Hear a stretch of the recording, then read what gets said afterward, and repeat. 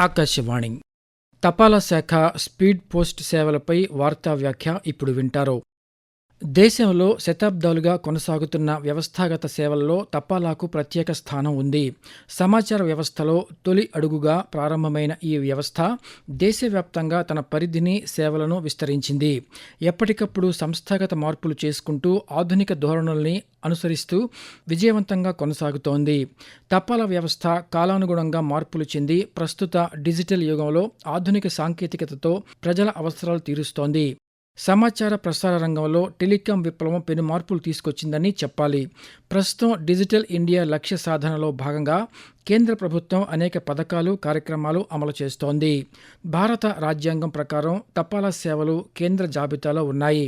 తపాలా కార్యాలయాలు, కార్డులు, ఇన్లాండ్ కవర్లు, ఎన్వెలప్, తపాలా బిల్లుల విక్రయించడం, జాతీయ, అంతర్జాతీయ ఉత్తరాలు, పార్సిళ్లు బట్వాడా చేయడం, పోస్టల్ ఆర్డర్లు విక్రయించడం, మనీ ఆర్డర్ ద్వారా నగదు బదిలీ చేయడం, పొదుపు ఖాతాలు నిర్వహించడం, జాతీయ పొదుపు పత్రాలు, కిసాన్ వికాస్ పత్రాలు విక్రయించడం, తపాలా జీవిత బీమా, పాస్పోర్టు దరఖాస్తులు పంపిణీ వంటి సేవలు అందిస్తాయి.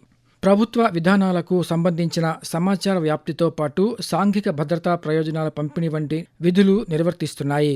విశ్రాంత ఉద్యోగుల జీవిత ధృవీకరణ పత్రాలను జీవన్ ప్రమాణ్ విధానం ద్వారా నమోదు చేస్తున్నాయి.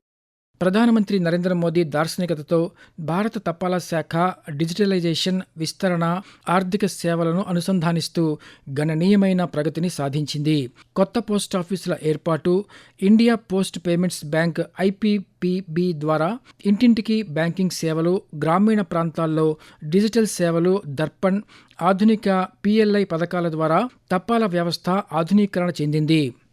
కేంద్ర ప్రభుత్వం గత 11 ఏళ్లలో దేశవ్యాప్తంగా ముఖ్యంగా మారుమూల గ్రామీణ ప్రాంతాల్లో కొత్త పోస్టాఫీసులను నెలకొల్పింది. 2018లో ప్రారంభించిన ఇండియా పోస్ట్ పేమెంట్స్ బ్యాంక్ ద్వారా పోస్టల్ వ్యవస్థ ప్రపంచంలోనే అతిపెద్ద డోర్ స్టెప్ బ్యాంకింగ్ నెట్వర్క్గా అవతరించింది.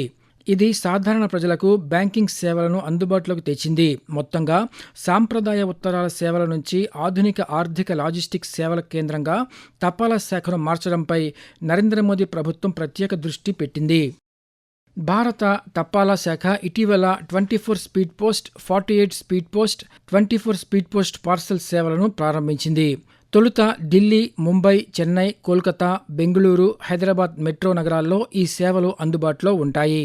ఇందులో నిజ సమయ ట్రాకింగ్, OTP ఆధారిత సురక్షిత డెలివరీ, ఆలస్యం అయితే నగదు వాపసు వంటి సదుపాయాలు ఉన్నాయి.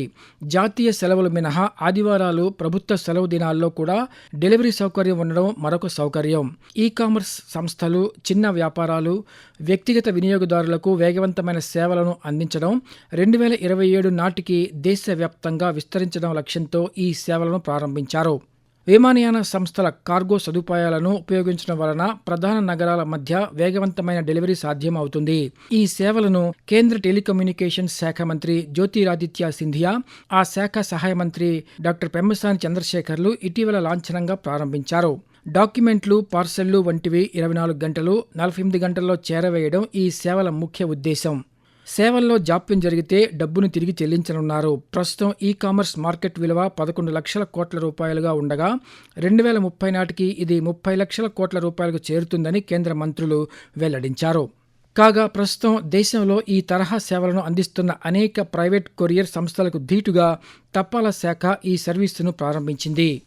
సేవలను మరింత పారదర్శకంగా, సురక్షితంగా మార్చేందుకు SMS ట్రాకింగ్, OTP ఆధారిత డెలివరీ, జియో ట్యాగింగ్ వంటి అధునాతన సాంకేతిక విధానాలను తపాలా శాఖ అమలు చేస్తోంది.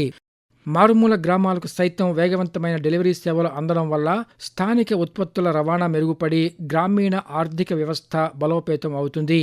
ఈ సంస్కరణల ద్వారా తపాలా శాఖ మళ్లీ తన పూర్వ వైభవాన్ని సంతరించుకోవడమే కాకుండా లాజిస్టిక్స్ రంగంలో తిరుగులేని శక్తిగా ఎదుగుతుందని ఆశిద్దాం. తపాలా శాఖ స్పీడ్ పోస్ట్ సేవలపై వార్తా వ్యాఖ్య ఇప్పటి వరకు విన్నారు. రచన MLN మాధురి, వ్యాఖ్యానం కోన్రు భరత్ రత్నాకర్, సమర్పణ ఆకాశవాణి ప్రాంతీయ వార్తా విభాగం, విజయవాడ కేంద్రం.